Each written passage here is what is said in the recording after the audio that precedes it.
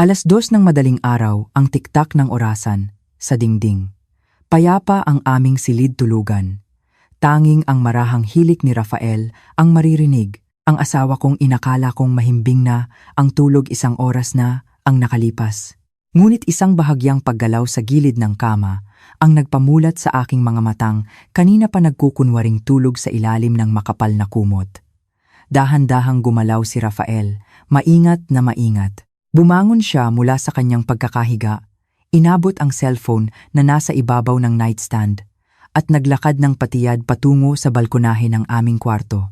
Ang sinag ng buwan na sumisilip mula sa siwang ng kurtina ay nagpakita ng kanyang matipunong anino, ang katawan ng lalaking minsan kong minahal ng patayan. Ang lalaking inangat ko ang estado mula sa isang ordinaryong staff at ginawang direktor sa isa sa mga subsidiary ng aking kumpanya. Pinatalas ko ang aking pandinig. Bumibilis ang tibok ng aking puso. Hindi dahil sa pag-ibig, kundi dahil sa adrenalin ng poot na unti-unting sumusunog sa aking katinuan. "Hello, mahal." Ang kanyang boses ay pabulong ngunit matalim sa aking pandinig na sanay nang maging alerto. Oo, tulog na siya. Tulog na parang kalabaw. Wala siyang kaalam-alam. May sandaling katahimikan. Bahagyang tumawa si Rafael, isang tawa na nakapandidiri. "Huwag kang mag-alala, Clarice. Ayos na ang lahat. Ang mga titulo ng lupa, ng commercial building, pati na ang mga shares sa pangunahing kumpanya. Nagawa kong pekein ang pirma niya noong nakaraang buwan.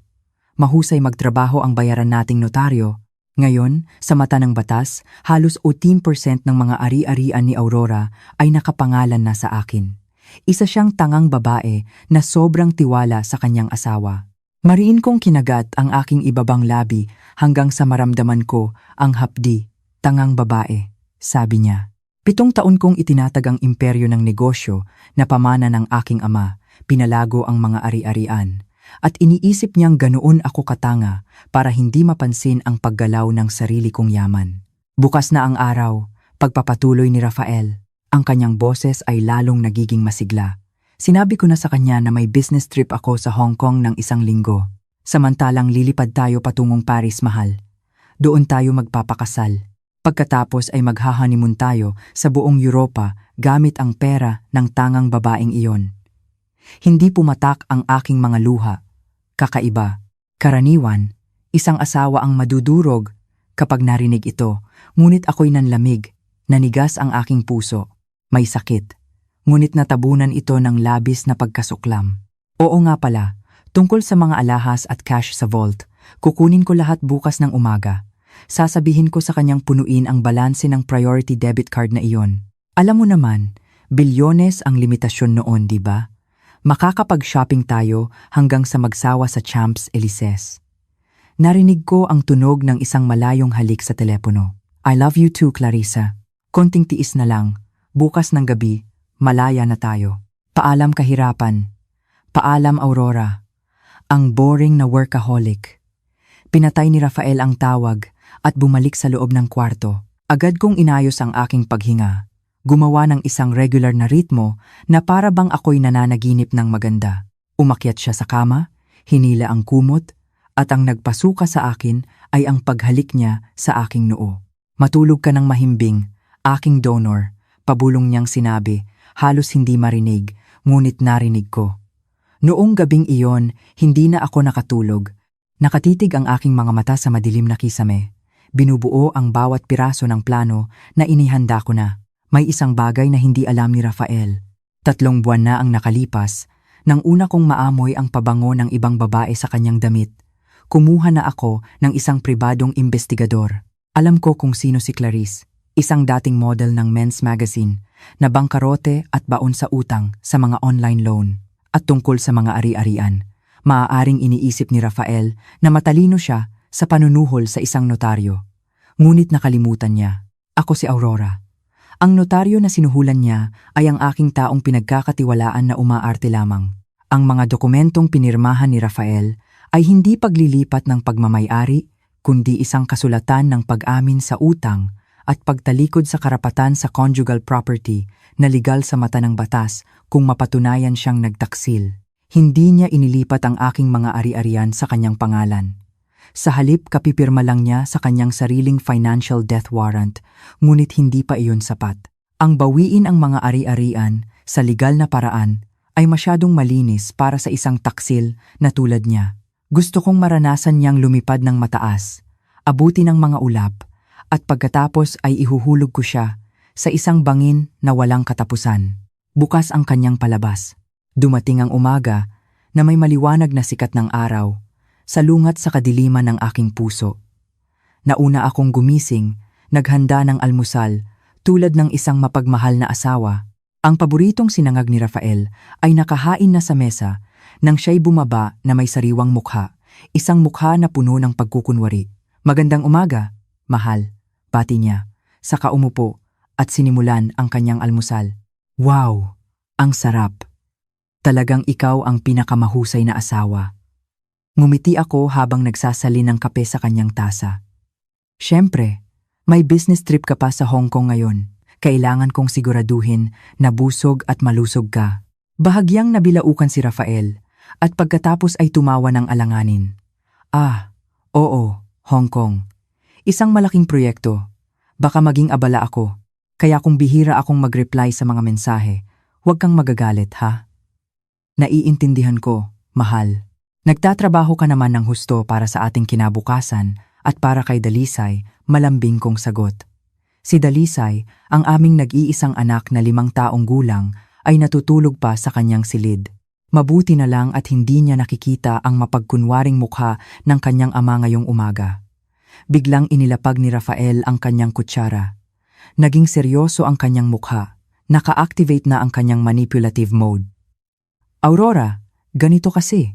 Para sa mga operasyon doon, kailangan ko ng malaking liquid na pondo. Limitado na ang company credit card dahil sa pagbabayad sa mga vendor kahapon. Pwede bang mag-transfer ka sa personal debit card ko? O kaya punuin mo ang account ko ng mga 40 milyong piso. 40 milyon. Isang napakalaking halaga para sa isang linggong business trip. Gusto niya talagang ubusin ang yaman ko bago tumakas. Tinitigan ko siya ng malalim sa mata. Walang bahid ng pagkakasala doon. Tanging kasakiman. 4 milyon? Hindi ba't masyadong malaki iyon para sa akomodasyon? May mga client entertainment, mahal. Alam mo naman, kailangan ng puhunan para makumbinsi ang mga investor. Kapag nakuha ang proyekto, babalik ang pera ng 10 beses, pangungumbinsi niya. Hinawakan niya ang aking kamay. Ang kamay na kagabi ay may hawak ng cellphone para tawagan ang kanyang kalaguyo. "Sige," sabi ko na may matamis na ngiti. "Mamayang tanghali, itatransfer ko. Mag-focus ka na lang sa paghahanda." Isang ngiti ng tagumpay ang gumuhit sa kanyang mga labi. "Salamat, mahal." Pagsapit ng tanghali, nagsimulang kumilos si Rafael. Sumilip ako mula sa siwang ng pinto ng aking opisina sa bahay. Binuksan niya ang vault na ang code ay ibinigay ko sa kanya bilang isang tanda ng pekeng tiwala. Mabilis niyang kinuha ang mga tumpok ng US dollars, mga alahas na diamante na pamana ng aking ina, isang Rolex na relo, at ilang gintong bara. Inilagay niya ang lahat ng iyon sa isang maliit na itim na backpack. Pagkatapos, inilagay niya ang backpack sa loob ng isang malaking maleta na may tatak na Louis Vuitton. Tinakpan niya ang backpack ng ilang piraso ng damit na Gucci at Armani sa ibabaw para magmukha itong ordinaryong maleta ng damit. "Perpekto," bulong niya, na bahagya kong narinig. Pagsapit ng hapon, tunay ngang nag-transfer ako ng 40 milyong piso sa kanyang account. Isang notifikasyon ang pumasok sa kanyang cellphone at siya'y napasigaw sa tuwa. "Pumasok na ang pera. Ang galing mo talaga, Aurora." "Mag-ingat ka sa daan, mahal," sabi ko nang walang emosyon. Dumating ang gabi. Naligo si Rafael at naghanda. Sinabi niyang hating gabi ang lipad ng kanyang eroplano, kaya aalis siya papuntang airport ng 10:00 ng gabi. Habang naghihintay, nakipaglaro muna siya kay Dalisay hanggang sa makatulog ang bata. 9:00 ng gabi, pumasok si Rafael sa banyo para dumumi. Isang karaniwang gawin niya kapag kinakabahan. Ito na ang pagkakataon ko. 10 minuto lang. Sa puso kong kumakarera, pumasok ako sa walk-in closet. Doon, inihanda ko na ang isang maletang Louis Vuitton na eksaktong kapareho ng modelo, kulay, hanggang sa maliit na gasgas sa hawakan ay ginaya ko Ang pagkakaiba lang ay ang laman. Binuksan ko ang totoong maleta ni Rafael. Sumalubong sa akin ang kislap ng ginto at mga tumpok ng dolyar. Nang hindi nagsasayang ng oras, isinara ko ito muli at itinago sa pinakamataas na aparador sa likod ng mga tumpok ng bed cover. Pagkatapos ay hinila ko ang pekeng maleta na inihanda ko. Ano ang laman? Isang mapanuyang ngiti ang sumilay sa aking labi. Ang laman nito ay hindi diamante o pera. Ang laman nito ay mga tumpok ng luma at maruruming duster ng aming kasambahay, mga basahan sa kusina na mamantika, ilang piraso ng ladrilyo para magkapareho ang bigat, at mga tumpok ng lumang dyaryo. Sa pinakaibabaw, naglagay ako ng isang set ng murang damit panloob ng babae na butas-butas at isang papel na may maikling mensahe. Isinara ko ang time bomb na maleta, ikinandado, at inilagay sa eksaktong pwesto kung saan naroon ang orihinal na maleta kanina. Tapos na. Makalipas ang 1 minuto, lumabas si Rafael mula sa banyo. Mukha siyang sariwa at mabango. Tiningnan niya ang maleta. Walang bahid ng hinala. Aalis na ako. Aurora, paalam niya. Kinaladkad niya ang maleta. Mabigat din pala ang dala mo. Para sa 1 linggo. Huwag mong kalimutan ang pasalubong, sabi ko. Pinipigilan ang tawang malapit ng sumabog sa aking lalamunan. Sigurado, dadalhan kita ng isang bagay na hinding-hindi mo malilimutan, sagot niya na may dobleng kahulugan. Hinalikan niya ako sa pisngi, isang halik ni Judas. Pagkatapos ay lumabas ng bahay nang may tiwala sa sarili. Kinaladkad ang maletang puno ng basura mula sa kusina na inakala niyang kayamanan para sa kanyang kinabukasan. Nakatayo ako sa pintuan, kumakaway. Nang mawala sa kanto ang sinasakyan niyang Grab, isang malawak na ngiti ang namutawi sa aking mga labi. Mag-ingat ka, mahal. Masiyahan ka sana sa Paris kasama ang mga butas-butas na duster. Pumasok ako sa bahay, ikinandado ang pinto, at nagsalin ng isang baso ng mamahaling alak. Umupo ako sa sofa, nakatingin sa orasan sa dingding. Ang biyahe papuntang airport ay aabuti ng 1 oras. Check-in at imigrasyon. Siguradong hindi nila bubuksan ang maleta hanggang sa makarating sila sa hotel sa Paris bukas. Ngunit ang una kong sorpresa ay darating ng mas maaga. Pagdating niya sa airport mamaya, darating ang aking paalam na mensahe. Nag-vibrate ang aking cellphone. Isang notifikasyon mula sa banking app. Ang bank account ng iyong asawa ay na-freeze na. Nagsimula na ang laro. Ang kapaligiran sa NAIA Terminal 3 noong gabing iyon ay medyo abala, ngunit para kay Rafael, ang mundo ay tila pag-aari nilang dalawa. Bumaba siya mula sa taxi na mayabang. Kinaladkad ang maletang Louis Vuitton na pinaniniwalaan niyang naglalaman ng kanyang kinabukasan. Sa kanyang isipan, ang maleta ay hindi lang naglalaman ng damit, kundi ang tiket tungo sa kalayaan, cash na dolyar, gintong bara, at mga diamante na sapat ang halaga para mabuhay ng marangya sa Europa sa loob ng maraming taon nang hindi na kailangang magtrabaho. Naglakad siya patungo sa International Departure Check-in Area. Doon, malapit sa isang malaking haligi, isang babaeng nakasuot ng light brown trench coat, malalaking salaming pang-araw at isang pulang bere ang naghihintay. Si Clarice. Agaw pansin ang kanyang itsura. Para siyang isang celebrity na nagdi-disguise, samantalang isa lang siyang kerida na malapit ng maging legal na asawa ng isang takas. Ang tagal mo, mahal, naglalambing na sabi ni Clarice nang lumapit si Rafael. Mahigpit niyang niyakap ang braso ni Rafael, walang pakialam sa tingin ng mga tao. Naiinip na ako. Handa na ba ang business class natin? Ngumiti ng malapad si Rafael, hinalikan ang pisngi ni Clarice. Siyempre, lahat handa na. Nakikita mo ba ang maletang ito? Tinapik ni Rafael ang maleta sa kanyang kamay nang may pagmamalaki. Ito ang susi sa ating kaligayahan. Puno ng bala. Nagningning ang mga mata ni Clarice sa likod ng kanyang salamin. Seryoso? Nadala mo lahat? Hindi ba naghinala ang tangang si Aurora? Tumawa si Rafael ng mapanlait. Ipinaghanda pa niya ako ng almusal at humalik sa kamay ko bago ako umalis. Akala niya nagtatrabaho ako ng husto para sa kanila ng anak namin. Kawawa naman. Sabay silang mahinang tumawa. Isang tawa na puno ng kababaang moral. Matapos ang maayos na proseso ng check-in at imigrasyon, dahil wala pang inireport si Aurora, Pumasok sila sa isang exclusive lounge. Nag-order si Rafael ng isang baso ng champagne. Pakiramdam niya ay nasa itaas siya ng mundo. Ang adrenalin ng tagumpay ay nagpalasing sa kanya. Habang humihigop ng champagne, inilabas ni Rafael ang kanyang cellphone. Tiningnan niya ang larawan ni Aurora sa WhatsApp. Ang inosenteng mukha ng kanyang asawa na nakangiti habang yakap si Dalisay. Dati, ang mukhang iyon ang nagbibigay sa kanya ng kapayapaan. Ngayon, ang mukhang iyon ay nagpapaalala lamang sa kanya ng kanyang inferiority complex dahil sa pamumuhay sa ilalim ng anino ng tagumpay ng kanyang asawa. Anong gagawin mo? Tanong ni Clarice. Nang makitang nakatitig si Rafael sa cellphone. Tatapusin ko na ang pagkukunwaring ito, sabi ni Rafael. Ayokong maghintay hanggang bukas. Gusto kong malaman niya ngayon din. Gusto kong isipin ang mukha niyang durog habang tayo ay lumilipad sa ibabaw ng mga ulap. Ngumisi ng masama si Clarice. Gawin mo, mahal, para malaman niya kung sino ang nanalo. Sumayaw ang mga daliri ni Rafael sa screen ng cellphone. Nag-type siya ng mensahe na matagal na niyang binuo sa kanyang isipan. Mga salitang idinisenyo para manakit, manginsulto at wasakin ang mentalidad ni Aurora. Nang walang pag-aalinlangan, pinindot niya ang send button. Sa kabilang dako ng lungsod, sa loob ng marangyang bahay na ngayon, ay tahimik na. Nakaupo ako sa sofa sa sala na may hawak na isang baso ng pulang alak. Pinatay ko ang mga ilaw, tanging ang liwanag mula sa telebisyon na walang tunog ang nag-iilaw sa aking mukha. Nag-vibrate ang aking cellphone sa ibabaw ng marmol na mesa. Sinulyapan ko ito. Lumitaw ang pangalan ng asawa ko sa screen. Oras na.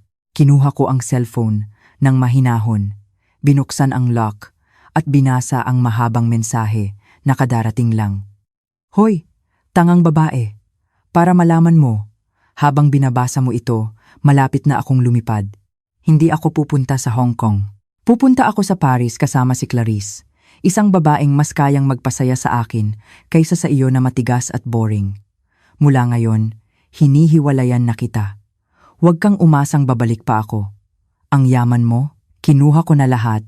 Tingnan mo ang vault mo na walang laman. Mga titulo, cash, alahas, lahat nasa kamay ko na. Dito sa maletang dala ko. Ang mga bank account mo, naubos ko na rin. Akala mo matalino ka? Dahil may kumpanya ka? Isa ka lang kaawa-awang mahirap na babae ngayon. Paalam, Aurora. Masiyahan ka sa bago mong buhay bilang isang mahirap na byuda. Ako at si Clarice ay mabubuhay na parang hari at reyna sa Europa gamit ang pera mo. Binasa ko ang mensahe ng isang beses, pagkatapos ay 2 beses, walang luha, walang pagwawala. Ang mayroon lang ay isang matinding pagkakatuwa. Talagang may tiwala siya sa sarili. Talagang iniisip niyang nanalo na siya. Iniisip ni Rafael na ihahagis ko ang cellphone na ito sa dingding. Sisigaw, iiyak, at tatawagan siya habang nagmamakaawa. Gusto niyang panoorin ang drama na iyon. Ngunit ako ay isang chess player, hindi isang artista sa teleserye. Gamit ang mga daliring hindi nanginginig, nag-type ako ng isang maikling tugon. Pinili ko ang pinakamalawak na ngiting emoticon. Isang dilaw na mukha na may naniningkit na mga mata at kitang-kita ang ngipin. Okay, magsaya kayo. Iyon lang, 3 salita at isang simbolo na kumakatawan sa pagkamatay ng kanyang ego mamaya. Pagkatapos pindutin ang send, agad kong binuksan ang contacts app. Hinanap ko ang numero ni Ginoong Reyes, ang priority bank manager na namamahala sa lahat ng aking corporate at personal accounts. Hello? Ma'am Aurora, gabi na po, may maipaglilingkod po ba ako? Magalang ang boses ni Ginoong Reyes. Ginoong Reyes, pasensya na sa abala. Gusto kong i-activate ang Security Protocol Level 1 na pinag-usapan natin noong nakaraang linggo, sabi ko nang walang emosyon. Sandaling katahimikan sa kabilang linya. Alam na alam ni Ginoong Reyes kung ano ang ibig sabihin noon. Sigurado po ba kayo, ma'am? Ito po ay mag-freeze sa lahat ng access ng supplementary cards na nakapangalan kay Sir Rafael, kasama na ang priority debit card na kalalagay nyo lang ng limit at ibablock ang kanyang mobile banking access. Ang mga assets ay totally locked. Gawin mo ngayon, Ginoo. Ngayon din. At isa pa, i-report ninyo ang kanyang mga credit card bilang ninakaw para kung susubukan niyang gamitin sa ibang bansa, lulunukin ng machine o hahawakan siya ng security. Opo ma'am, pinoproseso ko na po, ayos na po. Lahat ng access ni Sir Rafael ay paralisado na simula ngayon. Salamat, Ginoong Reyes. Magandang gabi.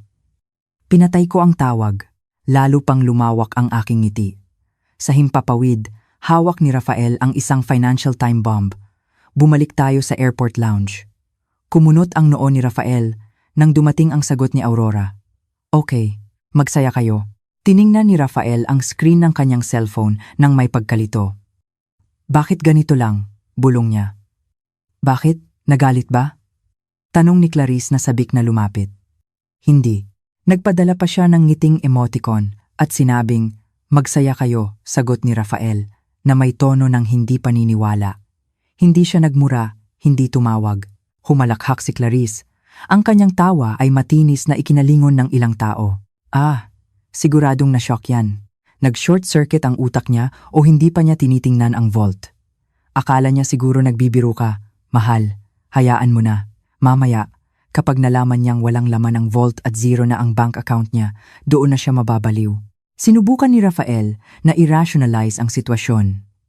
Tama si Clarice. Baka akala ni Aurora ay isang prank ito o sobrang nabigla siya kaya hindi makapag-react ng normal. Kakaibang babae talaga.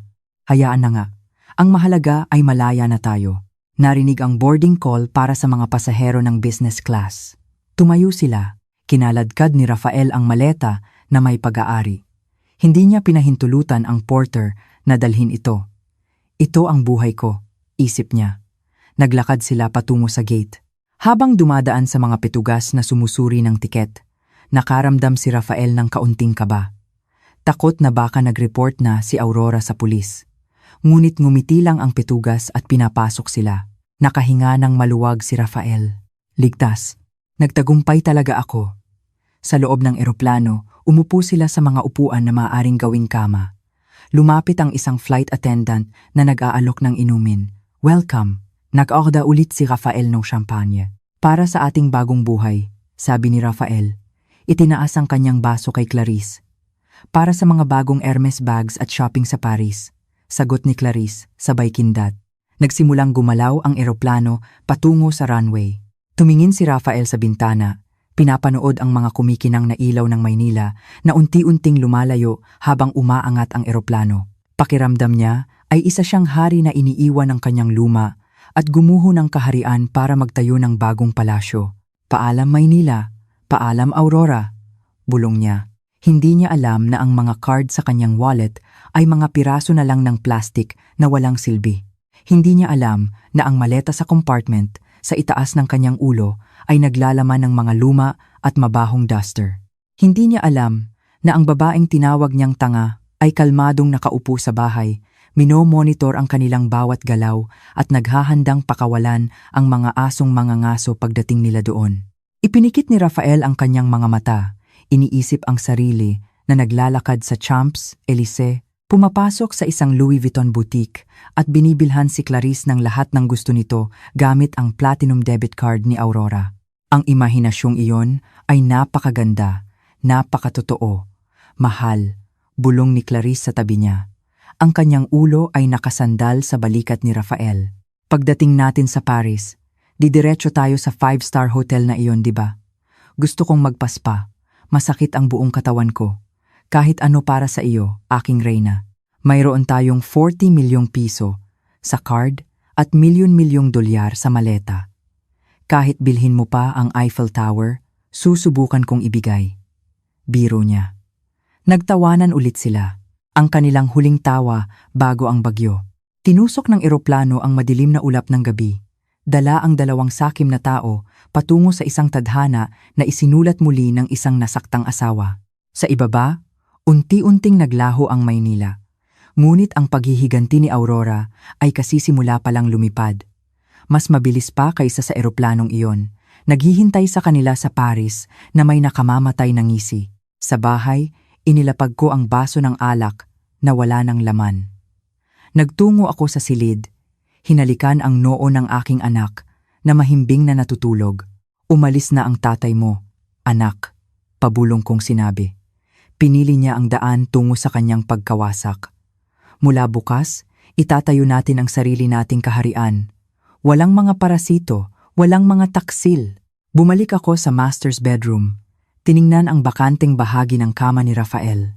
Malamig. Ngunit hindi ko alam kung bakit.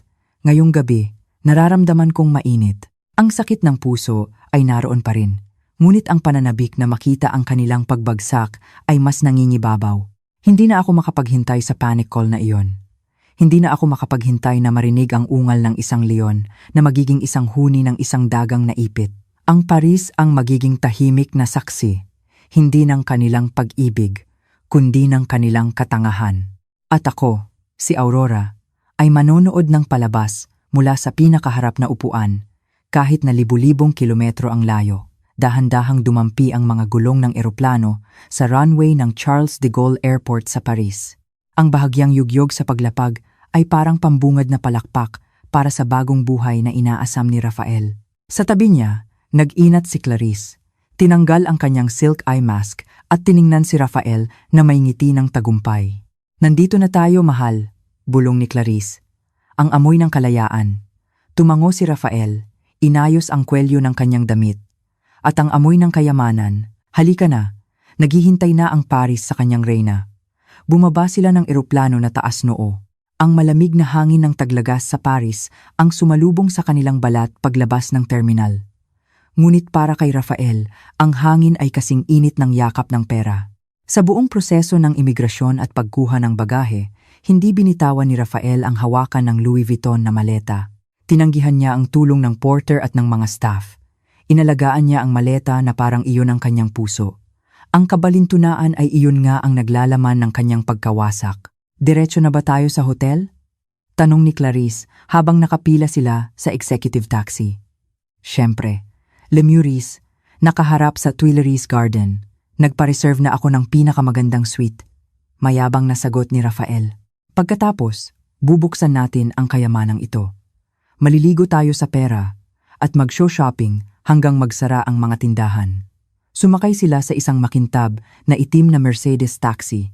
Sa buong biyahe sa siyudad ng Paris, abala si Clarice sa paggawa ng mga story sa social media na sinadya niyang itago mula sa mga mutual friends nila ni Aurora.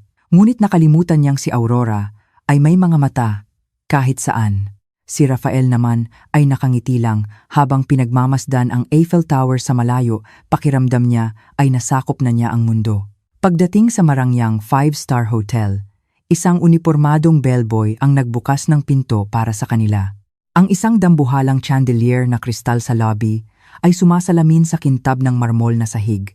Naglakad si Rafael patungo sa reception desk nang may tiwala sa sarili. Samantalang si Clarice ay umupo sa isang velvet na sofa, nagkukunwaring abala sa kanyang cellphone para magmukhang isang socialite. "Bonjour, monsieur. May I help you?" Magalang na bati ng babaeng receptionist sa Ingles na may matinding French accent. "May reservation ako sa pangalan ni Rafael Pratama, Presidential Suite." Mayabang na sabi ni Rafael habang inilalagay ang kanyang pasaporte sa mesa. Saglit na nag-type ang receptionist sa kanyang computer. "Oui, Monsieur Pratama. Para po sa deposit at full payment ng kwarto para sa isang linggo, maaari ko po bang mahiram ang inyong credit card?" Siyempre, inilabas ni Rafael ang isang makintab na itim na priority debit card. Ang card na pinaniniwalaan niyang naglalaman ng 40 milyong piso na transfer ni Aurora kahapon. Iniabot niya ito ng may estilo.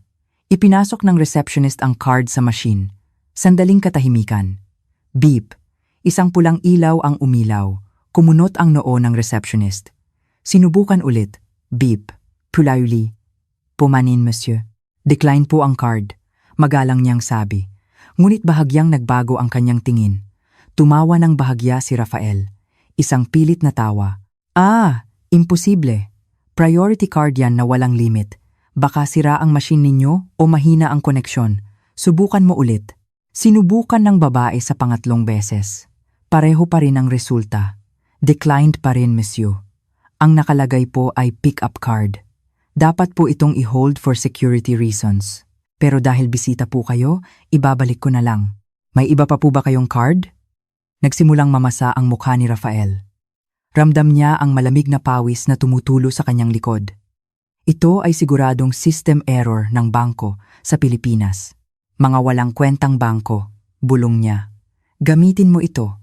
Inilabas ni Rafael ang kanyang personal na platinum credit card na isang supplementary card mula sa pangunahing account ni Aurora. Beep, declined. Inilabas ni Rafael ang pangatlong card. Declined. Humahaba na ang pila sa likod ni Rafael. Ang ibang mga bisita na mararangya ang kasuotan ay nagsimulang magbulungan at tumingin sa kanya ng may pangmamaliit. Isang tingin na parang nagsasabing, sino itong pulubing Asyano na nagpapanggap na mayaman? Si Clarice, na napansin na ang sitwasyon, ay agad na lumapit. Anong nangyayari, mahal? Bakit ang tagal? Nakakahiya sa mga tao, bulong niya na may inis. Lahat ng card, error. Lintik! Pabulong na sabi ni Rafael, nagpapanik. Dala mo ba ang credit card mo? Gamitin mo muna ang sayo. Papalitan ko ng cash pagbukas natin ng maleta. Milyon-milyong dolyar ang nasa maleta. Huwag kang mag-alala. Inirapan siya ni Clarice. Ano ka ba? Sabi mo handa na lahat. Nakasimangot. Inilabas ni Clarice ang sarili niyang credit card. Isang card na may saktong limitasyon na pinakaiingat-ingatan niya. Sa kabutihang palad, gumana ang card ni Clarice para sa deposito ng isang gabi. Isang gabi lang, monsieur? Tanong ng receptionist. Oo, isang gabi muna. Bukas, cash ko babayaran ang natitira. Sigaw ni Rafael, sinunggaban ang susi ng kwarto at marahas na hinila ang kamay ni Clarice. Ang kanyang amor propyo ay winasak sa marangyang labi na iyon. Naglakad sila patungo sa elevator ng tahimik. Ang galit ay bumabalot kay Clarice. Pinahiya mo ako. Sabi ni Clarice nang magsara ang pinto ng elevator. Sabi mo direktor ka, pero lahat ng card mo declined? Baka alam na ni Aurora. Imposible. Mabilis na tanggi ni Rafael. Kahit na nagsisimula na siyang magduda. Baka system maintenance lang o blinak lang ni Aurora ang mga card. Hindi niya alam ang tungkol sa cash at ginto sa maleta. Yon ang pinakamahalaga. Mas malaki ang halaga noon kaysa sa mga lintik na card na to. Pagdating sa marangyang suite, hindi na nagkaroon ng pagkakataon si Rafael na hangaan ang tanawin ng Eiffel Tower mula sa bintana. Agad niyang inihagis ang Louis Vuitton na maleta sa ibabaw ng king-size na kama. Patunayan natin, sabi ni Rafael na humihingal. Tumingin siya kay Clarice. Makikita mo ang bundok ng pera at ginto. Magsisisi ka sa pagrereklamo mo kanina. Nag-cruise ng braso si Clarice. Sige, buksan mo. Ngayon na. Nanginginig ang kamay ni Rafael habang pinipihit ang kombinasyon ng kandado. Click! Bumukas ang isang kandado. Click! Bumukas ang kabila. Kumakabog ang puso ni Rafael. Iniisip ang kislap ng ginto na magpapakalma sa kanyang kaluluwa. Sa isang madramang kilos, hinila niya ang zipper at binuksan ng maluwag ang maleta. Voila! Natigil ang kanyang salita sa lalamunan. Nanlaki ang kanyang mga mata, halos lumuwa. Huminto ang kanyang hininga na parang may hindi nakikitang kamay na sumasakal sa kanya. Katahimikan. Ang marangyang kwarto ay napuno ng katahimikan. Tanging ang tiktak ng orasan sa dingding ang maririnig. Sa loob ng maleta, walang tumpok ng berdeng dolyar, walang kislap ng gintong bara, walang mga kahon na pelos na naglalaman ng mga diamante. Ang mayroon lang ay mga tumpok ng maruruming damit. Lumapit si Clarice, nanliit ang mga mata. Ano to? Si Rafael ay natigilan. Nanginginig ang kanyang mga kamay habang inaabot ang laman ng maleta. Hinila niya ang isang piraso ng kupas na damit na may butas sa kilikili. Ito ay isang lumang duster ni Manang Lorna, ang kanilang kasambahay. Hinila niya ang isa pang tela. Isang basahan sa kusina na may mga mantsa pa ng mantika at tuyong sarsa. Ang amoy ay masim. Ang amoy ng lumang pawis at pampalasa ay agad na kumalat sa loob ng mabangong kwarto ng hotel. Sa ilalim ng tumpok ng mga duster at basahan, may ilang piraso ng pulang ladrilyo na binalot sa lumang dyaryo. Ang pabigat na nagparamdam sa kanya na kapani-paniwala ang bigat ng maleta. Nasaan ang pera? Tumaas ang boses ni Clarice. Rafael, nasaan ang pera? Hinalughog ni Rafael ang laman ng maleta na parang isang baliw. Inihagis niya ang mga lumang duster sa sahig, Hinalungkat ang mga lumang dyaryo, naghahanap ng isang lihim na compartment na wala naman. Hindi maaari, bulong ni Rafael. Ang kanyang mukha ay putlang-putla na parang bangkay. Ako mismo ang naglagay. Nakita ko, ang ginto, ang pera, tapos ay may napansin ang kanyang mga mata. Sa ilalim ng maleta, sa ilalim ng tumpok ng basura, may isang kulay rosas na sobre na mabango. Sobrang salungat sa nakapandidiring laman ng maleta. Nanginginig, binuksan ni Rafael ang sobre. Sa loob nito ay isang litrato at isang piraso ng papel. Ang litrato ay isang selfie ni Aurora na matamis na nakangiti habang hawak ang mga tumpok ng dolyar at ang kuwintas na diamante na dapat sanay nasa maleta. At ang sulat sa papel ay isinulat sa magandang gintong tinta. Hello, mahal kong dating asawa. Kumusta ang Paris? Maganda ba? Sana magustuhan mo ang bago kong koleksyon ng mga duster para sa taglagas. Mga luma yan, ni Manang Lorna, na itatapon na sana, pero naisip ko, mas bagay sa'yo at sa paborito mong kabit kaysa sunugin. Akala mo hindi ko alam. Akala mo tanga ako. Pinagpalit ko ang maleta habang tumatae ka, Rafael. Habang abala ka sa pagtatapon ng dumi mo, tinapon ko rin ang sarili kong dumi ikaw mula sa buhay ko. Masiyahan ka sa Paris nang walang ni isang kusing. Patay na ang mga card mo, zero na ang yaman mo. At oo nga pala Clarice, sana mahilig ka sa mga lalaking mahirap dahil si Rafael ngayon ay mas mahirap pa kaysa sa pulubi sa kanto ng EDSA. Maligayang pagiging mga palaboy sa ibang bansa. Nagmamahal. Aurora, ang tunay na may-ari ng iyong yaman. Nahulog ang papel mula sa kamay ni Rafael. Nanlambot ang kanyang mga tuhod. Bumagsak siya sa makapal na karpet ng sahig, napapaligiran ng mga butas-butas na duster at basahan sa kusina. Rafael! Ang sigaw ni Clarice ang bumasag sa katahimikan. Sinunggaban ng babae ang papel. Binasa ito. At pagkatapos ay ibinato ang kanyang handbag sa mukha ni Rafael. Gago kang manloloko. Tanga, bobo, sumigaw si Clarice. Pinaghahampas si Rafael ng kanyang bag. Sabi mo mayaman ka. Sabi mo nakuha mo na lahat. Basura lang pala ang dala mo. Nasa Paris tayo, Rafael. Nasa Paris na walang pera. Sapat lang ang card ko para sa isang gabi dito. Anong kakainin natin bukas? Paano tayo uuwi? Hindi sumagot si Rafael. Nakatitig lang siya sa tumpok ng mga ladrilyo. Gumuho ang kanyang mundo. Ang kisame ng hotel ay parang bumagsak sa kanya. Naalala niya ang ngiti ni Aurora kaninang umaga, ang paghalik niya sa kamay nito. Ang sinangag. Magsaya kayo, ang mensahe ni Aurora. Ngayon, naiintindihan na niya. Hindi iyon isang pagbati. Iyon ay isang hatol na kamatayan. Sa labas ng bintana, kumikinang ng maganda ang Eiffel Tower. Tila pinagtatawanan ang dalawang tangang tao na kadarating lang mula sa tuktok ng mundo patungo sa pinakailalim ng impyerno sa loob lamang ng ilang minuto. Ang unang gabi sa Paris na dapat sana'y puno ng pagnanasa at karangyaan ay naging isang suntukan na walang referee. Ang presidential suite sa Hotel Le Meurice ay magulo na ngayon, hindi dahil sa pag-iibigan, kundi dahil sa digmaan. Manloloko kang hayop ka, sigaw ni Clarice. Paus na ang kanyang boses dahil 2 oras na siyang walang tigil sa pagmumura. Inihagis ni Clarice ang unan, maliit na plorera, hanggang sa menu ng room service kay Rafael na nakasulok sa sofa. Ang dating mayabang na mukha ni Rafael ay gusot na ngayon. May pulang gasgas sa kanyang pisngi, bakas ng kuko ni Clarice nang mag-agawan sila sa wallet para tingnan ang natitirang cash na iilang 100,000 piso at ilang barya lang pala ng euro. Clarice, kumalma ka muna. Kailangan nating mag-isip ng maayos. Pagtatanggol ni Rafael, itinaas ang kanyang mga kamay. Hindi mababago ng pagmumura ang laman ng maleta. Mag-isip ng maayos? Humalakhak si Clarice. Ang luha ng galit ay nagpatakbo ng kanyang maskara, kaya't mukha siyang multo. Kinaladkad mo ako sa ibang bansa.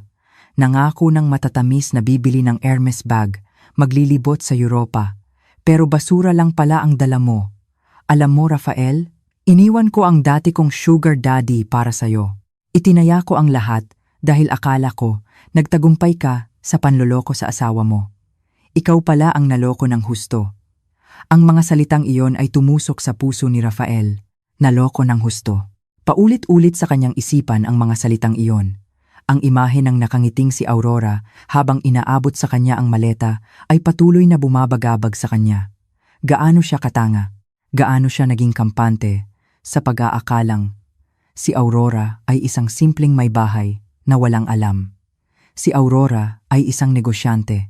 Sanay siyang bumasa ng kilos ng kalaban at si Rafael, ang sarili niyang asawa, ang pinakamadaling basahin. Mayroon pa tayong tiket pa uwi, di ba? Biglang tanong ni Clarice. Ang kanyang mga mata ay nagningning sa pag-asa. Tingnan mo ang email mo. Tiket pa uwi. Agad na kinapa ni Rafael ang kanyang bulsa para sa cellphone. Sinubukan niyang buksan ang email confirmation ng flight, ngunit tila ayaw siyang iwan ng kamalasan. Lintik, sabi ni Rafael. Bakit? Huwag mong sabihing kinansela ang tiket natin? Nanginginig ang boses ni Rafael. Kadarating lang ng notifikasyon. Ang pagbili ng tiket ay kinansela ng pangunahing cardholder dahil sa hinala ng pandaraya. Si Aurora, kinansela niya ang tiket natin pauwi. Napasigaw ng malakas si Clarice at bumagsak sa sahig. Humagulgol siya habang pinapalo ang mamahaling karpet. Natrap sila sa ibang kontinente. Walang pera, walang tiket pauwi. At bukas ng umaga, kailangan na nilang umalis sa hotel na ito dahil ang deposito mula sa credit card ni Clarice ay sapat lang para sa isang gabi. Dumating ang umaga sa Paris na may kulay abong langit, na tila nakikiramay sa sinapit ng dalawang sakim na ito. Alas 11 ng umaga, tumunog ang telepono sa kwarto. Ipinaalala ng receptionist ang oras ng checkout. May kabigatan sa kanilang mga paa, lumabas sina Rafael at Clarice ng kwarto. Kumakalam ang kanilang mga tiyan. Hindi pa sila kumakain mula pa noong nasa eroplano sila. Ang gutom ay nagsimulang kumain sa kanilang katinuan, nag-iwan ng isang primal na instinct para mabuhay. Kinaladkad ni Rafael ang Louis Vuitton na maleta. Itinapon na niya ang laman nito. Ang mga ladrilyo at basahan ay iniwan niya sa basurahan ng banyo. Ngayon, ang maleta ay walang laman. Kasinggaan ng kanyang dignidad. Dala-dala pa rin niya ito dahil iyon na lang ang natitirang mahalagang bagay. Umaasang maibebenta ito sa isang flea market. Sa lobby, ang dating magiliw na tingin ng receptionist ay naging malamig na ngayon. Ang susi ng kwarto, Monsieur, sabi niya nang walang ngiti. Matapos ang proseso ng pag-aayos ng papeles, itinulak sila palabas ng umiikot na pinto ng hotel, pabalik sa malamig na bangketa ng Paris. Ang hangin ng taglagas na tumatagos sa buto ang sumalubong sa kanila. Ipinulupot ni Clarice ang kanyang manipis na trench coat. Nanginginig siya hindi lang sa lamig, kundi sa takot. Ano na ngayon? Tanong ni Clarice. Gutom na ako, Rafael. Gusto kong kumain. Gutom din ako, Clarice. Huwag kang mag-inarte, sigaw ni Rafael. Ang stress ay nag-alis ng kanyang pasensya.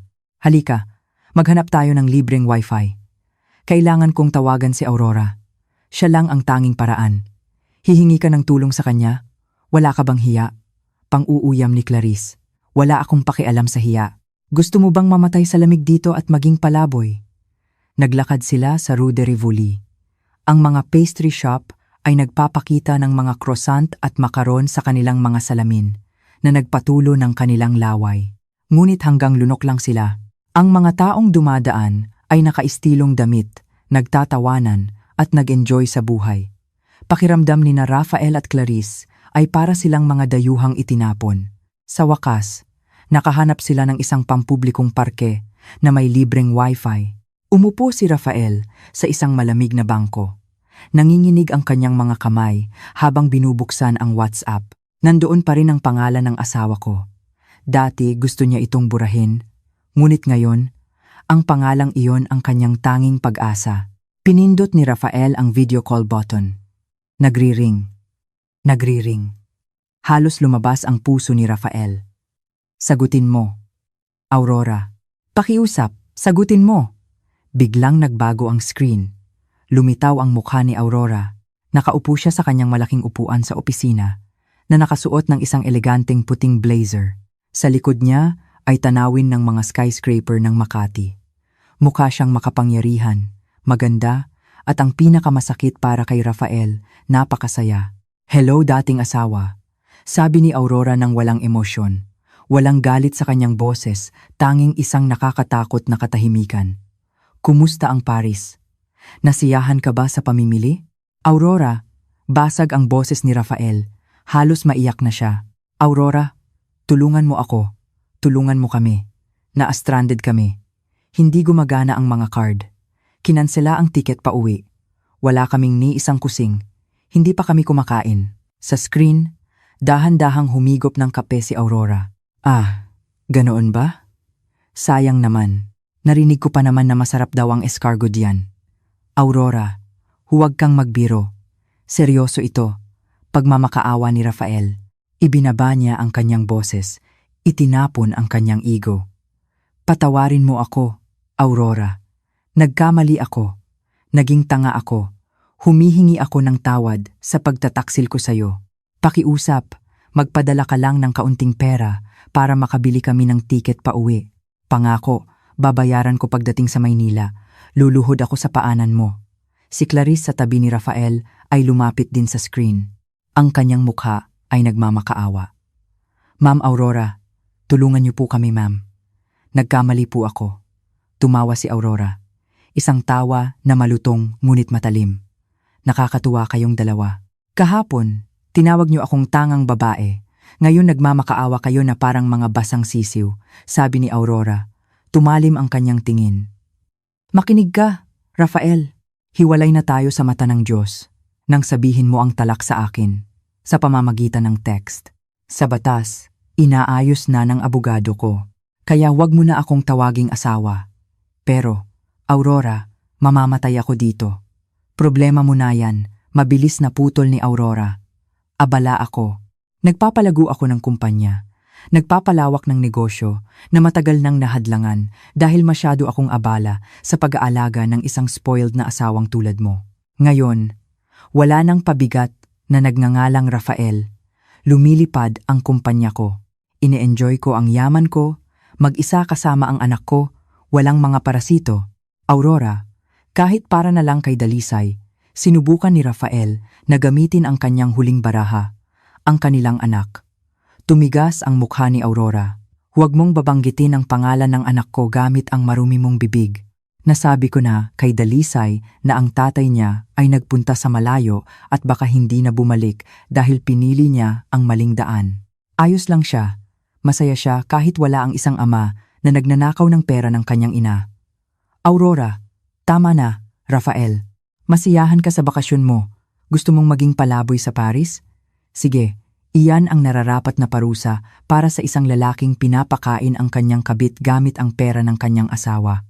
At para sa iyo, Clarice, tiningnan ni Aurora ng diretso si Clarice sa pamamagitan ng screen. Sayo na, si Rafael. Buong-buo na siyang sayo. Libre, walang yaman, walang posisyon, walang dignidad. Masiyahan ka sa basurang ninakaw mo. Click. Naputol ang tawag. Tinitigan ni Rafael ang screen ng cellphone na bumalik sa home screen. Walang laman. Ang kanyang huling pag-asa ay winasak ng walang awa. Hinayaan niya talaga tayong mamatay. Bulong ni Clarice. Putlang-putla ang kanyang mukha. Nagsimula nang lumubog ang araw. Nagsimula nang umilaw ang mga ilaw sa kalye. Lalong lumamig ang hangin. Lalong kumalam ang kanilang mga tiyan sa gutom. Tumayo sila mula sa bangko. Hindi alam kung saan pupunta. Ibenta mo ang maletang yan, biglang sabi ni Clarice. Maghanap tayo ng segunda manong tindahan. Orihinal yan, di ba? Siguradong may bibili. Nagkaroon ng kaunting pag-asa si Rafael. Tama. Ang LV na maletang ito ay nagkakahalaga ng daan-daang libo. Kung maibebenta agad, baka magkapera sila para sa pagkain at isang murang hotel. Naglakad sila, naghahanap ng isang luxury second-hand shop o isang pawn shop. Matapos maglakad ng halos 2 kilometro, nakahanap sila ng isang vintage shop na bukas pa. Pumasok si Rafael nang may tiwala sa sarili. Inilagay ang maleta sa mesa. Gusto kong ibenta ito. Orihinal na Louis Vuitton, sabi ni Rafael sa pautal-utal na Ingles. Sinuri ng may-ari ng tindahan, isang matandang lalaki na nakasalamin, ang maleta. Tiningnan niya ang serial number, kinapa ang materyales, at sinuri ang hawakan. Umiling ang matanda. Paumanhin, monsieur. Hindi ko ito maaaring tanggapin. Bakit? Orihinal ito. Binili ko sa Greenbelt, sigaw ni Rafael. Nagpapanik. Maaaring orihinal, sagot ng lalaki na may French accent. Ngunit sira ang hawakan, barado ang mga gulong, at may malaking gasgas sa ilalim. Pangit ang kondisyon. Bukod pa riyan, luma na ang modelong ito at hindi na masyadong hinahanap. Hindi kami bumibili ng basura. Basura. Ang salitang iyon ulit. Pinalayas sila noong gabing iyon sa ilalim ng magandang Pont-Neuf Bridge. 2 Pilipino ang nakaupo, magkatalikuran. Yakap ni Rafael ang kanyang walang lamang maleta na hindi na ibenta. Tahimik na umiiyak si Clarice dahil naubos na ang kanyang mga luha. Sa kabilang ilog, isang cruise ship sa Seine River ang dumaan na may kumikinang na mga ilaw at tunog ng party. Ang mga tao ay nagsasayawan, kumakain ng masarap at nagtatawanan. Samantalang sina Rafael at Clarice, ang direktor at ang modelo, ay opisyal ng mga palaboy sa isa sa pinakamahal na lungsod sa mundo. Malakas na kumalam ang tiyan ni Rafael, bumasag sa malungkot na katahimikan. Galit ako sa'yo, Rafael. Mahinang bulong ni Clarice sa gitna ng malamig na hangin. Galit din ako sa sarili ko, sagot ni Rafael sa kanyang isipan. Ipinikit ang kanyang mga mata. Umaasang isa lang itong masamang panaginip, ngunit ang lamig sa kanyang balat ay sobrang totoo para itanggi. 3 araw. 3 araw nang namumuhay sina Rafael at Clarice bilang mga palaboy sa mga lansangan ng Paris. Ang lungsod na tinaguriang pinakaromantiko sa buong mundo ay naging isang bukas na bilangguan na nagpapahirap sa kanila. Wala nang mamahaling pabango sa kanilang mga katawan. Pinalitan na ito ng amoy ng maasim na pawis na may halong alikabok. Ang mga branded na damit na suot nila nang umalis, ang silk na polo ni Rafael at ang bodycon dress ni Clarice, ay mukha ng katawa-tawa, gusot, marumi, at hindi kayang labanan ang lamig ng hangin ng taglagas na tumatagos sa buto. Masakit na ang tiyan ni Rafael. Ang kanyang gutom ay hindi na simpleng pagkalam, kundi isang pisikal na sakit na nagpapahilo sa kanya. Sa tabi niya, si Clarice ay nakasandal sa mamasa-masang pader ng isang istasyon ng metro. Putlang-putla ang kanyang mukha, bitak-bitak ang kanyang mga labi. Ang babaeng dati ay laging mukhang sariwa dahil sa milyon-milyong halaga ng pagpapaganda ay para na ngayong isang lokal na pulubi. Kailangan kong kumain, Rafael, daing ni Clarice. Mahina na ang kanyang boses, wala nang lakas para magmura. Gawin mo ang dapat gawin ng isang lalaki. Napalunok si Rafael ng mapait na laway. Ang kanyang dignidad bilang isang dating direktor ay matagal na niyang isinuko para mabuhay. Kahapon, sinubukan niyang ibenta ang kanyang mamahaling relo sa mga dumadaan, ngunit inakala nilang ito ay ninakaw o peke at iniiwasan siya. Ngayon, wala na siyang ibang pagpipilian. Tumayo si Rafael na nanginginig ang mga binti. Naglakad siya patungo sa isang boulangerie o panaderya sa kabilang kalsada. Ang amoy ng mainit at bagong lutong tinapay ay kumalat sa hangin, tumusok sa kanyang ilong at nagpatulo ng kanyang laway. Nakita niya ang isang turista na katatapos lang kumain at iniwan ang tray sa mesa sa labas. Mayroon pang kalahating piraso ng sandwich at tira ng malamig na kape doon. Sa isang mabilis na kilos na parang magnanakaw, sinunggaban ni Rafael ang tirang sandwich. "Hoy! Alis dyan!" Sigaw ng isang waiter na nakakita sa kanya. Winawagayway ang isang serbilyeta na parang nagtataboy ng langaw. Tumatakbo si Rafael pabalik kay Clarice. Yakap-yakap ang piraso ng tinapay na kinagatan na ng iba, na para bang iyon ay isang gintong bara. Heto, inabot ni Rafael ang tinapay kay Clarice. Tiningnan ni Clarice ang tinapay nang may pandidiri. "Tira-tira ito, Rafael. Binibigyan mo ako ng basura. Kainin mo o mamatay ka sa gutom," sigaw ni Rafael. Sumabog ang kanyang emosyon. Siya mismo ay kinagat ang dulo ng tinapay nang may kasakiman, wala nang pakialam sa kalinisan. Nang makita ni Rafael na kumakain, nanaig ang primal instinct ni Clarice. Ang pandidiri ay natalo ng gutom. Inagaw niya ang natitirang tinapay mula sa kamay ni Rafael at nilamon ito na parang isang hayop. Sa loob ng ilang segundo, naubos ang tinapay. Pareho silang humihingal, nagkatinginan na walang laman ang mga mata. Hindi busog, ngunit ang laman sa kanilang tiyan ay nagbigay daan sa kanila na mag-isip ng mas malinaw, na nagdala sa kanila sa katotohanan kung gaano kasira ang kanilang buhay. Kasalanan mo ang lahat ng ito, biglang sabi ni Clarice, pinupunasan ng mga mumo ng tinapay sa gilid ng kanyang labi. Nanlaki ang mga mata ni Rafael. Kasalanan ko, ikaw ang nagpumilit na pumunta sa Paris. Ikaw ang nag-udyok sa akin na ubusin ang yaman ni Aurora. Kung hindi dahil sa magastos mong pamumuhay, hindi ako gagawa ng ganito. Ah, so sinisisi mo ako? Tumayo si Clarice. Tumataas ang kanyang boses at nakakuha ng atensyon ng mga dumadaan. Ikaw ang tanga na nagpanggap na matalino, isang magaling na direktor, pero naloko ng sarili mong asawa. Ang asawa mong iyon ang demonyo, at ikaw ang tanga dahil hindi mo namalayan na ipinagpalit ang maleta. Anong klaseng lalaki ang hindi makakilala sa bigat ng ginto at ladrilyo? Tumahimik ka. Tumayo rin si Rafael, namumula ang kanyang mukha. Kung hindi ka abala sa pakikipaglandian kung kani-kanino bago mo ako makilala, baka nagamit mo yung utak mo para tumulong mag-isip. Gago, malakas na itinulak ni Clarice si Rafael. Si Rafael, nagalit at pagod, ay nawalan ng kontrol.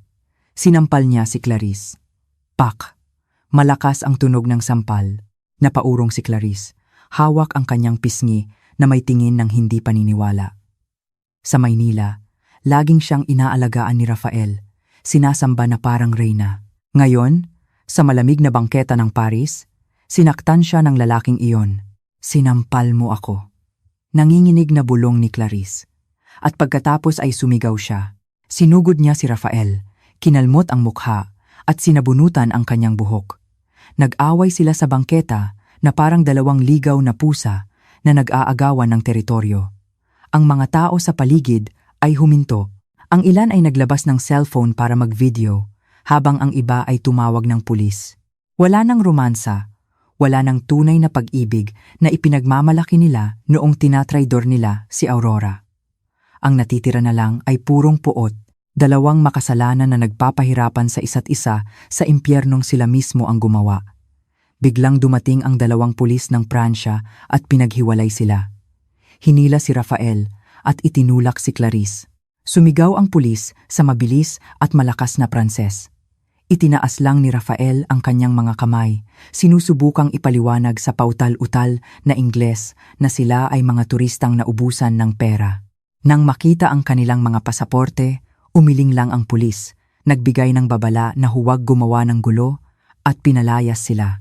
Sugatan, puno ng kalmot at durog ang puso, naglakad sila palayo, magkahiwalay ng 2 metro, hindi na magkahawak kamay. Pagsapit ng gabi, nakahanap sila ng isang tahimik na sulok malapit sa isang parke na may libreng wifi. Ang cellphone ni Rafael ay may natitirang 5% na baterya. Ito ang kanilang huling buhay para kumonekta sa mundo. Tingnan mo ang balita sa Pilipinas, sabi ni Rafael. Mayroon pa siyang kaunting pag-asa na baka naawa si Aurora at inalis na ang block o may mga kaibigan siyang mauutangan. Nanginginig, binuksan ni Rafael ang data. Sunod-sunod na notifikasyon ang pumasok, hindi mga mensahe ng tulong, kundi mga singil at mura mula sa mga collector ng online loan na ginawang emergency contact ni Clarice. Binaliwala ito ni Rafael at binuksan ang Instagram. Ang pinakaunang post ay mula sa opisyal na account ng kumpanya ni Aurora. Kakapost lang 1 oras na ang nakalipas. Doon, nakatayo si Aurora sa isang podium sa isang prestihiyosong business event. Suot niya ang isang eleganteng pulang gown. Hawak niya ang tropeyo para sa Best Woman Entrepreneur of the Year. Nagniningning ang kanyang mukha. Puno ng kumpiyansa ang kanyang ngiti. Sa tabi niya ay si Dalisay, ang kanilang anak, na nakangiti rin habang may hawak na bulaklak. Ang caption ay, "Salamat sa parangal na ito. Ang tagumpay na ito ay para sa aking anak at sa aking mahusay na team. Ang pagtatapon ng hindi kailangang pabigat ay susi pala para makatakbo ng mas mabilis. Ang buhay ay maganda kung napapaligiran ka ng mga tapat na tao." New chapter success, no drama. Paulit-ulit na binasa ni Rafael ang caption. Pagtatapon ng pabigat. Ang pabigat na iyon ay siya. Sa comment section, daan-daang tao ang bumati.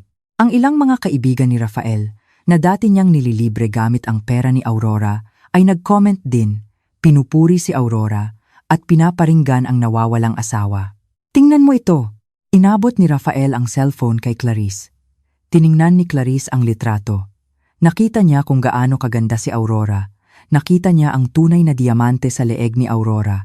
Ang diamanteng dapat sana ay sa kanya kung nagtagumpay ang plano ni Rafael. Ang inggit na sumunog sa dibdib ni Clarice ay sobrang init na parang gusto niyang sumuka ng dugo. Nanalo siya. Mahinang bulong ni Clarice. Nanalo talaga siya, Rafael. Nagpipiesta siya doon habang tayo ay nag-aagawan ng tirang tinapay dito. Biglang dumilim ang screen ng cellphone. Kumislap ang logo ng low battery at pagkatapos ay namatay. Naging itim ang screen. Patay. Ang kanilang huling koneksyon sa mundo ay naputol na. Ang kanilang pag-asa ay namatay kasabay ng cellphone. Ibinagsak ni Rafael ang cellphone sa lupa. Isinubsob niya ang kanyang mukha sa kanyang mga tuhod at nagsimulang umiyak. Hindi iyak ng tunay na pagsisisi, kundi iyak ng isang talunan na hindi matanggap ang pagkatalo. Aurora. Umungol si Rafael sa kalangitan ng Paris. Nawala ang kanyang boses sa hangin. Sa malayo, kumikinang ang Eiffel Tower na parang isang higanteng gitnang daliri na itinuturo sa kanila ng mundo. Naintindihan ni Rafael na hindi na ito tungkol sa pag-survive. Ito ay isang instant na parusa. Hindi na kailangang dumihan ni Aurora ang kanyang mga kamay para patayin sila. Hahayaan niya lang silang mabuhay at ang oras ang dahan-dahang magpapahirap sa kanila hanggang sa mabaliw.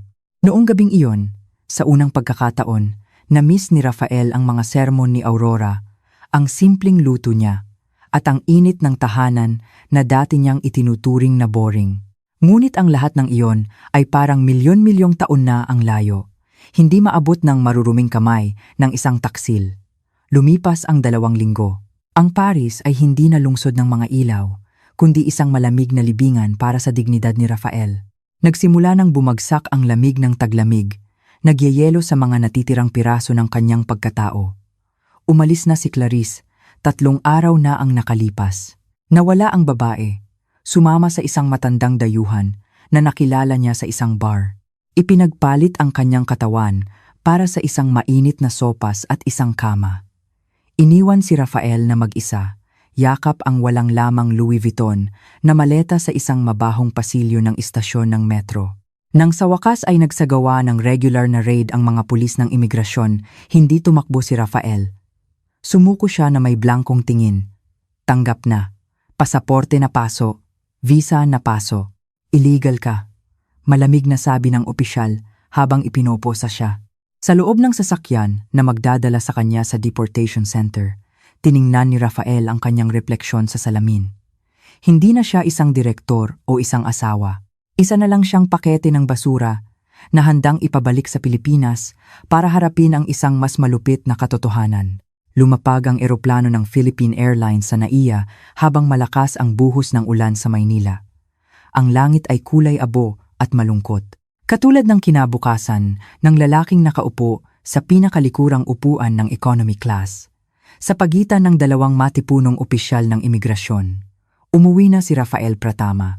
Ngunit ang kanyang pag-uwi ngayon ay ibang-iba sa kanyang pag-alis 2 linggo na ang nakalipas. Wala ng exclusive lounge, walang champagne, at walang mayabang na ngiti. Suot niya ang isang lumang hoodie na bigay ng social services ng Pransya. Payat ang kanyang mukha, tinubuan ng magaspang na balbas, at ang kanyang mga mata ay malalim at walang buhay. Ang amoy ng kanyang katawan ay pinaghalong maasim na pawis at kawalan ng pag-asa. Habang dumadampi ang gulong ng eroplano sa runway, naalala ni Rafael ang sandaling ipinadala niya ang malupit na mensahe kay Aurora. Paalam. Mahirap na babae, sulat niya noon. Sinampal siya ng kabalintunaan ng sobrang lakas na gusto niyang masuka. Ngayon, siya na ang mahirap-mahirap sa yaman, mahirap sa dignidad, at mahirap sa moralidad. Lakad. Utos ng opisyal sa tabi niya nang huminto ang eroplano. Ginabayan si Rafael palabas. Umaasa siyang makakatakas siya palabas ng airport at maglalaho sa mga eskinita ng Maynila. Ngunit si Aurora ay isang chess master na laging nag-iisip ng 10 hakbang sa unahan. Hindi lang niya blinok ang mga ATM card. Siniguro rin niya ang isang karapat-dapat na pagsalubong para sa kanyang asawa. Paglabas mismo ng eroplano, 4 na pulis na nakauniporme ang naghihintay. Isa sa kanila ay may hawak na pulang folder. "Kayo po ba si Ginoong Rafael Pratama?" tanong ng pulis. Mahinang tumango si Rafael, nanginginig ang kanyang mga tuhod. "Inaaresto ka namin sa kasong paglustay ng pondo ng kumpanya, ang PT Arini Sejatera, na nagkakahalaga ng 15 bilyong piso, pamemeke ng mga dokumento at pagnanakaw ng mga alahas. Ito ang warrant of arrest." Hindi na nakapagtanggol si Rafael. Click. Ikinabit ang malamig na posas sa kanyang mga pulso. Ang tunog na iyon ay mas nakakatakot pa kaysa sa hatol na kamatayan. Ang mga taong kadarating lang ay nakatingin sa kanya. Ang ilan ay nagbubulungan, ang ilan ay nagvivideo. Yumuko ng malalim si Rafael, umaasang mabibiyak ang sahig at lalamunin siya ng buo. Pagkalipas ng 3 araw, sa visiting area ng isang detention facility, nakaupo si Rafael sa isang malamig na bakal na upuan. Suot niya ang isang orange na damit ng preso. Kinalbo na siya. Mukha siyang mas matanda ng 10 taon. Naghihintay siya ng may kaba. Sinabi ng kanyang abogado na may gustong makipagkita sa kanya. Bumukas ang pinto. Ang amoy ng mamahaling pabango ay pumasok. Isang amoy na pamilyar kay Rafael. Ang amoy ng tahanan, ang amoy ng karangyaan, na dati niyang sinayang. Pumasok si Aurora. Mukha siyang napakaganda. Suot niya ang isang navy blue na damit na elegante. Nakaayos ang kanyang buhok at may manipis na makeup. Dala niya ang isang tunay na Hermes bag, hindi isang maleta na puno ng basura. Umupo si Aurora sa harap ni Rafael, pinaghihiwalay ng isang salamin na mesa. Walang emosyon sa kanyang mukha. Tanging isang katahimikan na parang isang lawa bago ang bagyo. "Aurora," basag ang boses ni Rafael, puno ng pigil na iyak. "Aurora, patawarin mo ako." Tinitigan siya ni Aurora. "Hello, Rafael? Kumusta ang bakasyon mo? Narinig kong na-deport ka dahil sa pamamalimos sa Champs-Élysées. Nakakahiya para sa isang dating direktor." "Nagkamali ako, Aurora. Nagkamali ako." Lumuhod si Rafael sa mesa, sinusubukang abutin ang kamay ni Aurora.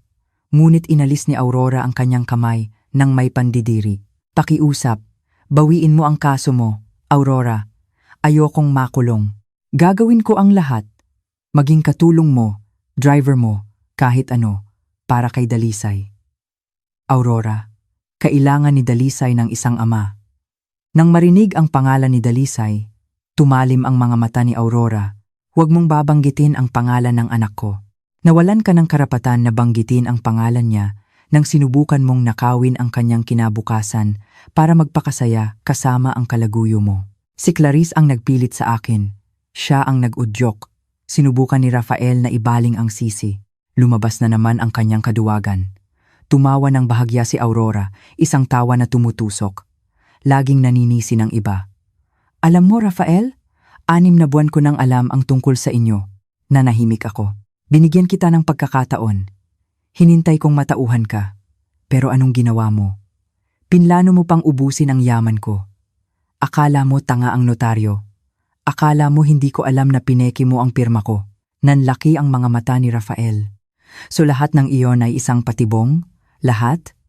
"Oo." Kalmadong sagot ni Aurora.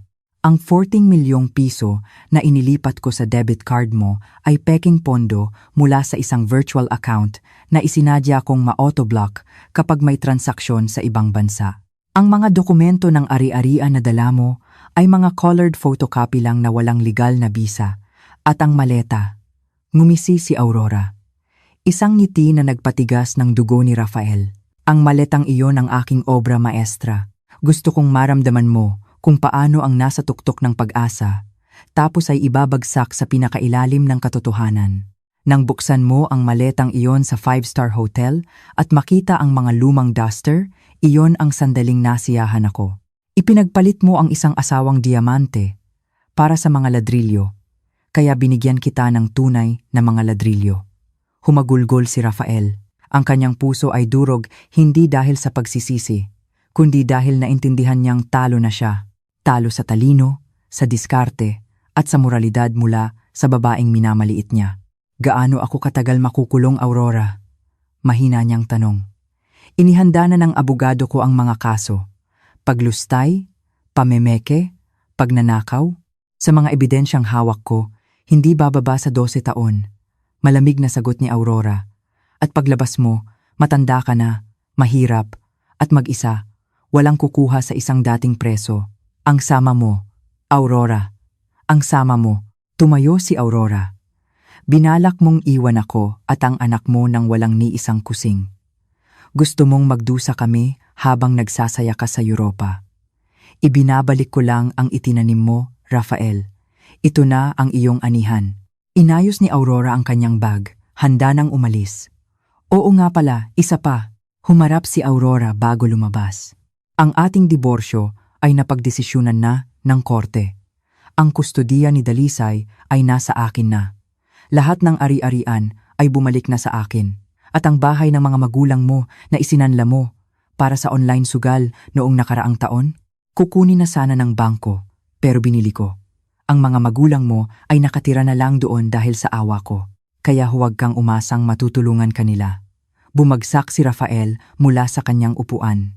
Napaupo siya sa malamig na sahig, umuungol ng walang tunog. Ubus na. Lahat ubus na. Siya ay binalatan ng buhay ng sarili niyang kasakiman. Paalam, Rafael. Masiyahan ka sa bago mong mundo, sabi ni Aurora, at lumabas ng hindi na lumingon. Epilogo. Isang taon ang lumipas. Isang marangyang rooftop restaurant sa isang skyscraper sa Makati ay puno ng tawanan. Nakatayo si Aurora sa gitna, may hawak na baso ng alak, napapaligiran ng mga kasamahan sa negosyo at mga kaibigan. Ipinagdiriwang nila ang paglawak ng kanyang kumpanya sa pandaigdigang merkado. Congratulations, Ma'am Aurora. Napakagaling ng iyong mga nagawa ngayong taon. Puri ng isang dayuhang investor. Salamat. Ito ay dahil sa pagsisikap ng team at kapayapaan ng isip matapos kong itapon ang nakalalasong basura, sagot ni Aurora na may makahulugang ngiti. Sa isang sulok, si Dalisay, na 6 na taong gulang na ngayon, ay masayang naglalaro kasama ang kanyang yaya. Lumaki siyang matalino at masaya, malayo sa anino ng kanyang ama. Naglakad si Aurora patungo sa balkonahe, tiningnan ang mga kumikinang na ilaw ng siyudad. Hinaplos ng hangin ang kanyang mukha. Pakiramdam niya ay malaya, napakalaya. Naalala niya ang huling balita tungkol kay Clarice. Nahuli ang babae sa hangganan ng Italia dahil sa kaso ng imigrasyon at prostitusyon. Ngayon ay nakakulong sa isang bilangguan ng mga babae doon, walang dumadalaw. Samantalang si Rafael ay nagtitiis sa loob ng New Bilibid Prison, naging biktima ng pambubuli ng ibang mga preso na galit sa mga white-collar criminal.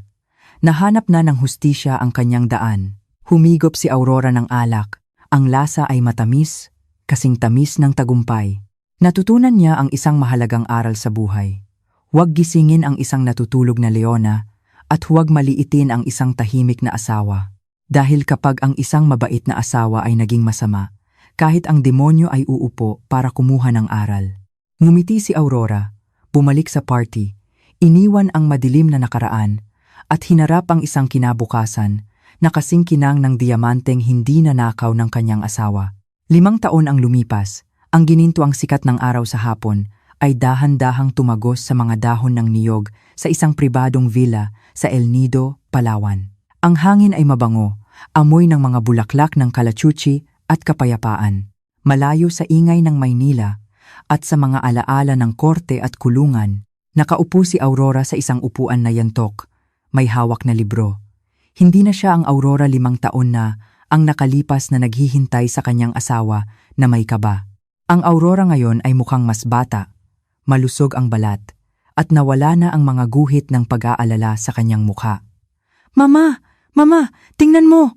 Ang masayang sigaw ay bumasag sa pag-iisip ni Aurora. Si Dalisay, na 10 taong gulang na ngayon, ay tumatakbo paakyat sa hagdan. Mahaba ang kanyang buhok at masaya ang kanyang mukha. Hawak niya ang isang maliit na gintong tropeyo. Nanalo ka na naman sa piano recital? Tanong ni Aurora.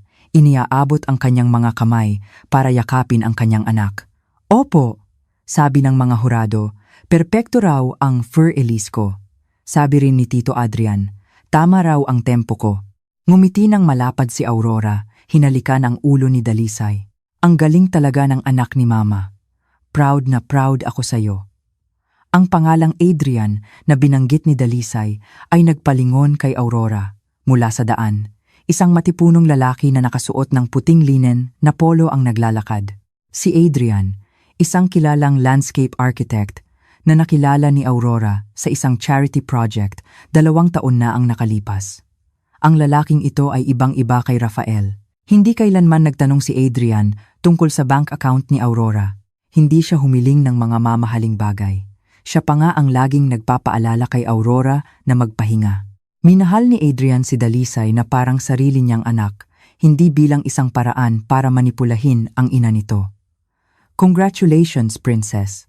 Bati ni Adrian habang inaabot ang isang strawberry gelato kay Dalisay. Salamat po, Tito Adrian. Kinuha ni Dalisay ang ice cream at tumakbo papunta sa duyan. Umupo si Adrian sa tabi ni Aurora. Hinawakan ang kanyang kamay. Masaya siyang lumalaki, Aurora. Nagtagumpay ka. Tiningnan ni Aurora si Dalisay. Uminit ang kanyang puso. Dati, ang pinakamalaki niyang takot ay ang lumaki si Dalisay na may trauma mula sa isang sirang pamilya. Ngunit ang pag-aalis pala ng lason ang nagpatubo sa puno. Akala ko dati, nawasak na ang kaligayahan ko nang magtaksil si Rafael, bulong ni Aurora. Iyon pala ang paraan ng Diyos para linisin ang daan para sa tunay na kaligayahan. Tapos na ang nakaraan, Aurora. Malambing na sabi ni Adrian. Napagbayaran na ni Rafael ang kanyang kasalanan. Nakuha mo na ang hustisya. Ngayon, oras mo nang anihin ang iyong mga tagumpay. Tumango si Aurora. Totoo nga, ang huling balita na narinig niya ay kalalaya lang ni Rafael noong nakaraang buwan. Nagtatrabaho na lang daw ito kung saan-saan.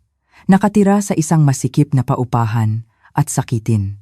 Wala nang Clarice, walang yaman, walang respeto. Ngunit ang kakaiba, hindi na nakaramdam ng kasiyahan si Aurora. Naging neutral na lang siya. Nawala na ang galit dahil hindi na mahalaga si Rafael. Tama ka, sagot ni Aurora. Tiningnan niya si Adrian. Pagkatapos ay ang singsing sa kanyang daliri. Isang singsing na ibinigay ni Adrian noong nakaraang linggo. Panalo na ako, bulong ni Aurora sa sarili. Hindi dahil nawasak si Rafael, kundi dahil nakabangon si Aurora. Napalaki niya ng maayos ang kanyang anak. Pinalago niya pa ang kanyang negosyo. At ang pinakamahalaga, nabuksan niya ulit ang kanyang puso para sa isang malusog at tunay na pag-ibig. Lumubog na ang araw. Nag-iwan ng kulay ube na langit. Halika na, maghapunan na tayo, yaya ni Adrian. Naglakad sila papasok sa mainit at maliwanag na villa. Ang tawanan ni Dalisay, ang amoy ng pagkain, at ang init ng isang maliit na pamilya ay pumuno sa silid. Sa labas, maaaring madilim, ngunit sa puso ni Aurora, kasisikat pa lang ng araw at mas maliwanag pa kaysa dati. At diyan po nagtatapos ang kwento ni Aurora. Isang kwento ng pagtitiis, katatagan, at isang matamis na paghihiganti na nauwi sa tunay na kapayapaan.